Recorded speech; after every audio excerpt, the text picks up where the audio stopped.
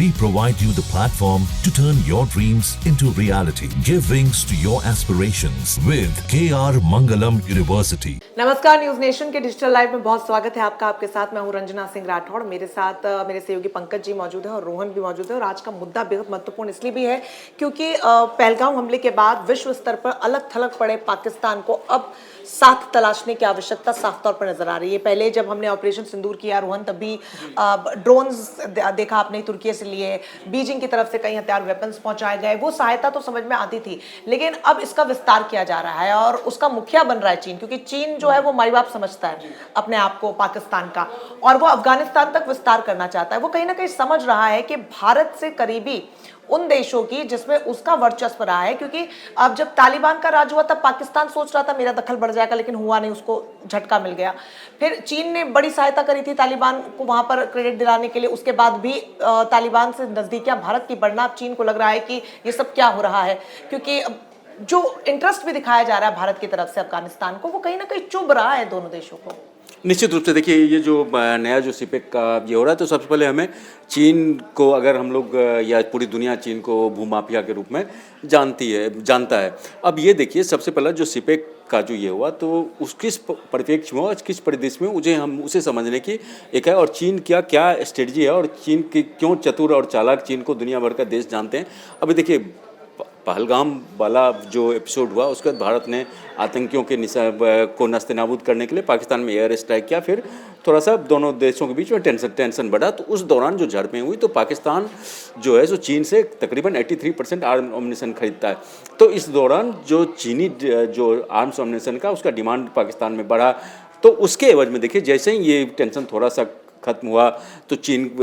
तुरंत यहाँ जो उसके इसाक डार हैं, वहाँ के जो विदेश मंत्री और उप प्रधानमंत्री, वो चीन जाते हैं, और देखिए चीन ने तुरंत उसका जो मुआवजा असूलना शुरू कर दिया। अब चीन देखिए, जो उसमें जो आर्म्स अम्यूनिशन दिया था, ये दिया था, तो अब उसका जो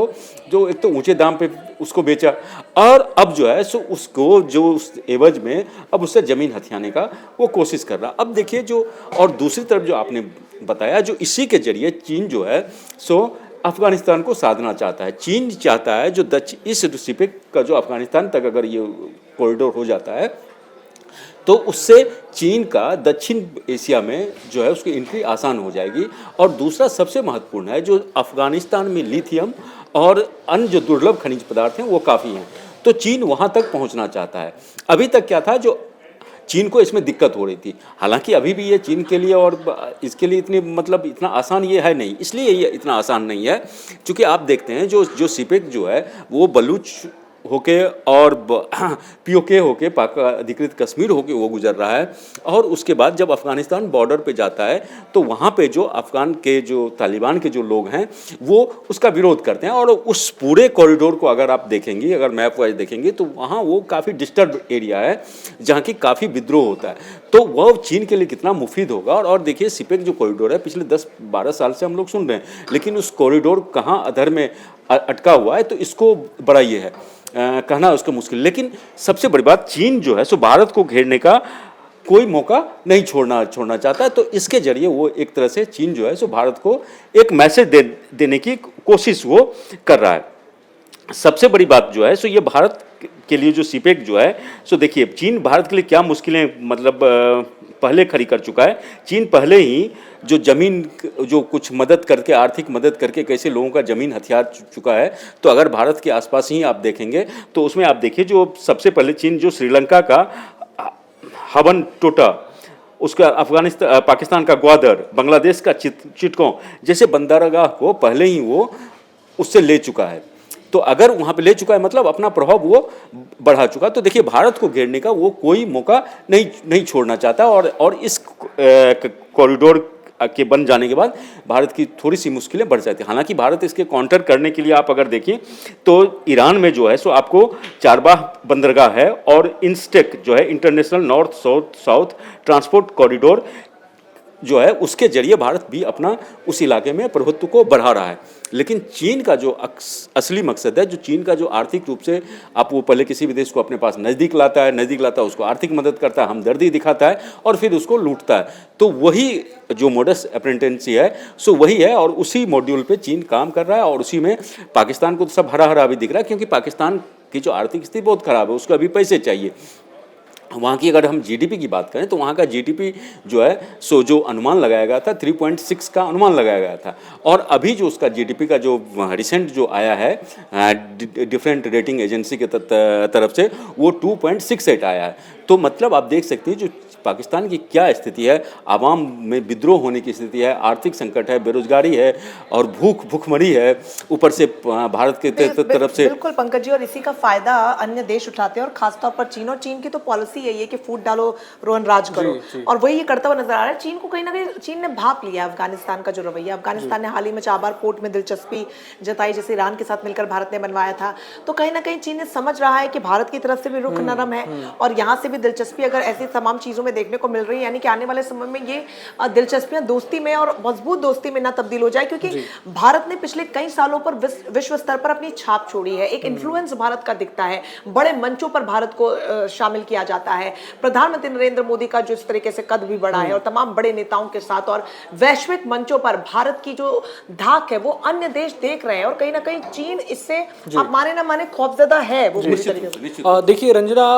तालिबान की जब शासन यहाँ अफगानिस्तान में स्थापित हुई तो उसको मान्यता देने वालों में से सबसे आगे चीन ही था, लेकिन धीरे धीरे तालिबान या अफगानिस्तान जो भी शासन है वहाँ की, उसके साथ भारत के रिश्ते जो प्रगाढ़ होते गए तो चीन को इससे परेशानी होती रही। अब ऑपरेशन सिंदूर के जरिए जो भारत ने पाकिस्तान की कमर तोड़ी है, तो चीन को ऐसा महसूस हुआ कि साउथ एशिया में उसकी कहीं ना कहीं वो जो पावर्स है, कहीं ना कहीं वो जो हमेशा अपनी धाक जमाते आता है, वो कहीं ना कहीं कम होते उसे दिख रही है। और यही वजह है कि फिर से एक प्रयास किया गया है जिनपिंग द्वारा, ड्रैगन द्वारा, बीजिंग में पाकिस्तान के विदेश मंत्री और अफगानिस्तान के विदेश मंत्री को बुलाकर एक मीटिंग की गई, और जिस तरह से सीपेक को लेकर जो विस्तार करने की जो योजना बन रही है वो चीन बनाने जा रहा है और कह रहा है कि फिर से हम कहीं ना कहीं भारत को झटका देने की कोशिश है। लेकिन रंजना, एक बहुत अहम सवाल ये उठता है कि आखिर सीपेक से क्या फायदा हुआ है पाकिस्तान को। 2015 में जिनपिंग गए थे पाकिस्तान और सीपेक को लेकर उन्होंने ये साइन किया था, डील साइन किया था कि पाकिस्तान के साथ ये समझौता किया था। लेकिन पिछले 10 सालों में पाकिस्तान जो सपना देखता आया दुबई बनने का, वो तो पूरा होते दिख नहीं रहा है। यही नहीं, सीपेक आप ग्वादर पोर्ट को देख लीजिए, बलूचिस्तान में जो ग्वादर पोर्ट है उसे आप मतलब 24 घंटे में से 12 घंटे तो ग्वादर पोर्ट अंधेरे के साए में ही डूबा रहता है। तो क्या फायदा हो रहा है। दूसरी चीज ये भी है कि हाल ही में हमने जिस तरह से देखा, आप देख लें सीपेक क्यों कहीं ना कहीं विकास जो होने वाला है सीपेक कॉरिडोर के जरिए वो कहीं अंधेरे में क्यों पड़ता दिख रहा है। एक रीजन ये भी है कि बलूचिस्तान में आप देख लें, बलूच आर्मी ने जिस तरह से आपने खबरें भी सुनी होगी कि चीनी नागरिकों पर, वहां काम करने वाले चीनी नागरिकों और ऑफिशियल्स पर जिस तरह से हमला किया, और चीन ने बार बार अपने आप को साइड करने की इससे कोशिश की। तो इस वजह से भी कहीं ना कहीं सीपेक कॉरिडोर मुझे लगता है सीपेक कॉरिडोर में जो सबसे जो दिक्कत यह है, सीपेक कॉरिडोर में जो अब वहाँ बलूच में जो है बलूचिस्तान का दोहन कर रहा है, ये पाकिस्तान दोहन कर रहा है, जो वहाँ से ये है मिनरल्स है और रॉ मटेरियल्स जो वहाँ से लेता है, तो उसके एवज में उसका उस तरह से विकास नहीं हो रहा, सिर्फ उसको एक्सप्लॉइट कर रहा है वो। अब वहाँ जो बलूच के लोग हैं उनको ये लग रहा है जो चीन के जो लोग आ गए हैं तो अब वो उनका एक्सप्लॉइटेशन कर रहे हैं, और आप देखिएगा इसी कारण वो असंतोष जो है सो ना सिर्फ चीन के मतलब पाकिस्तान के खिलाफ है, चीन के भी खिलाफ है। और इसी कारण देखिए जो वहाँ जो कुछ 2-4 घटनाएं इस तरह का हो, जो सैनिकों और चीनी भी वहाँ जो काम करने वाले थे उनको जो निशाना बनाया, तो उसके बाद अब उस पूरे एरिया में चीन का शासन चलता है, ना कि पाकिस्तान का शासन चलता है। और कहा यहाँ तक जाता है, जो खबरें आती है, ये वहाँ पे पाकिस्तान का रुपया भी नहीं चलता है, वहाँ चीन का जो रूबल वहाँ पे वो चलता है। तो इस तरह का आप उस पूरे एरिया को आप देखेंगे तो पूरे एरिया को चीन ने अपना हथिया लिया, अपने कब्जे में ले लिया। और जब चीन का ये जब अफगानिस्तान को चलो सब कुछ हरा हरा लग रहा है, अफगानिस्तान के विदेश मंत्री वहाँ गए और ये त्रिपक्षीय समझौता हुआ, लेकिन जब ये खबर अफगानिस्तान तक आएगा, चूंकि अफगानिस्तान महसूस कर चुका जब तालिबान को जब चीन सपोर्ट करता था और जब तालिबान का वहाँ सरकार मतलब गवर्नमेंट एक जो नई गवर्नमेंट सरकार बनी, तो फिर चीन का जो मनसा था उन लोगों ने परखा और फिर उन्होंने दूरी बनानी शुरू की। लेकिन फिर से अब ये हो रहा है, तो इसलिए भारत को मेरी जहाँ तक ये है जो भारत को इससे सतर्क रखने की ज़रूरत है। और अफगानिस्तान के लिए इतना आसान नहीं होगा जो चीन से वो मदद लेके और भारत को दरकिनार कर दे, क्योंकि वहाँ कई भारत की बड़ी बड़ी परियोजनाएँ चल रही हैं। जैसे जिसमें मैं आपको बताऊँ, जो वहाँ जंजर दिलाराम सड़क परियोजना है, संसद भवन है, वहाँ के कई अस्पताल हैं जो भारत ना सिर्फ बनवाया है, जबकि भारत वहाँ इलाज और सबका स्पॉन्सर कर रहा है, सब कुछ कर रहा है। तो भारत का और अफगानिस्तान के बीच में अब तालिबान वाला शुरुआत वाला जो शासन था,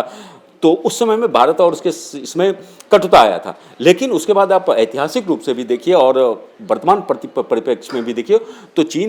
अफगानिस्तान और भारत के संबंध काफ़ी हैं। तो इसमें यह है, लेकिन चीन चतुर है, चालाक है, धूर्त है, और जब दो धूर्त एक साथ अगर मिल जाएं, दो दोस्त इस तरह से नापाक दोस्त मिल जाएं तो क्या करें, कहना बड़ा मुश्किल होता है। तो भारत को इस पूरे गतिविधि पे ध्यान रखने की जरूरत है। बिल्कुल, और ये इम्पोर्टेंट इसलिए भी है क्योंकि पाकिस्तान के पास अब खोने के लिए कुछ नहीं है। जैसा कि आप भी जिक्र कर रहे हैं कि पाकिस्तान और चीन अब धूर्त है, मुझे लगता है कि चीन इसमें ज़्यादा पलड़ा भारी है और पाकिस्तान को इस वक्त तो वही है कि डूबते को तिनके का सहारा। आज अगर भारत भी उसको सहारा देगा, मुझे लगता है वो गिड़गिड़ा के कटोरा लेके वो हमारे देश में भी आ जाएगा। वो एक ऐसा देश है जिसका कोई सेल्फ रिस्पेक्ट नहीं है, जिसका कोई आत्मसम्मान नहीं है। वो कहीं भी पहुंच जाता है जहां उसको भीख मिल जाती है, जहां उसको सहारा मिल जाता है, क्योंकि उसका अपना कोई स्टैंड नहीं है, उसका अपना कोई वजूद नहीं है। हमारे भाषा में एक रीजनल ये है, जो डगरे का बैगन जो बोलते हैं, तो शायद ये होगा, तो डगरे का बैगन है, उसमें रखिए तो गोल गोल घूमता रहेगा इधर। थाली का बैंगन जो होता है और या फिर बिन पैंदे का लौटा, आप कुछ भी कह दीजिए। एक ऐसा देश इस वक्त जो अंदर से खुद ही खोखला है, उसके खुद आतंक के आकाओं ने ऐसा दीमक उस देश को लगाया है कि वो खोखले पर खोखला होता चला जा रहा है और मजबूरी अब उसकी बन गई है कि इन तमाम देशों का साथ लेने के लिए। और ऐसे में चीन जैसे जो अन्य कुछ देश हैं वो इस चीज का फायदा उठा रहे हैं और भारत के अगेंस्ट एक तरीके का माहौल यहाँ पर बना पाए। लेकिन चीन को भी समझना होगा कि वो ऐसा कर नहीं पाएगा और वो कोशिशें लगातार करता आ रहा है, हालांकि वो तो सीज फायर के भी खिलाफ था। हाँ, नहीं, मैं उसके लिए बोल रहा हूँ, बस मैं एक सेकंड में इंटरप्ट आपको कर रहा हूँ। देखिए, चीन जो है सो वो एक तरह से बाजारवाद पे चल रहा है और चीन भारत पर पाकिस्तान के बीच जो तनाव हुआ उसमें चीन के अभी तक चीन का आर्म्स डोमिनेशन का कभी किसी भी युद्ध में उसका दिखाया नहीं गया था या उसकी ताकत नहीं देखी गई। तो चीन को अब कम से कम चीन को ये हुआ जो चलो ये जो युद्ध हुआ भारत और पाकिस्तान के बीच जो तनाव हुआ उसमें जो आर्म्स डोमिनेशन, तो उसमें चीन के आर्म्स डोमिनेशन का पाकिस्तान ने इस्तेमाल किया। तो चीन अब ये चाहता है, जो इस तरह का दुनिया भर में माहौल बनाना चाहता है। देखो, पाकिस्तान ने जो भारत को करारा इससे जवाब दिया, भारत का मुकाबला किया, भारत के मुकाबले भारत के पास आर्म्स डोमिनेशन जैसे उसका G-15 है, G-17 है, G-19 है, जो विमान है युद्ध वाला फाइटर प्लेन, तो वो मतलब राफेल और इसके टक्कर का है। तो वो इस तरह का बनाने से, तो वो चाह रहा है जो इस तनाव के जरिए वो अपना जो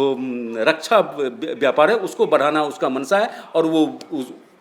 लेकिन बड़ी गलतफहमी चीन के यहाँ पर है क्योंकि सामने भारत जैसा सशक्त देश है और भारत को ये अच्छे से पता है कि किस तरीके से वैश्विक स्तर पर अपनी बात को सामने रखना है, रणनीतिक स्तर पर हो या कूटनीतिक स्तर पर हो, अपना लोहा हमेशा भारत ने मनवाया है। इसी के साथ इस डिजिटल लाइव में फिलहाल के लिए बस इतना ही। तमाम बड़ी खबरों के लिए आप हमारे साथ जुड़े रहिए। नमस्कार।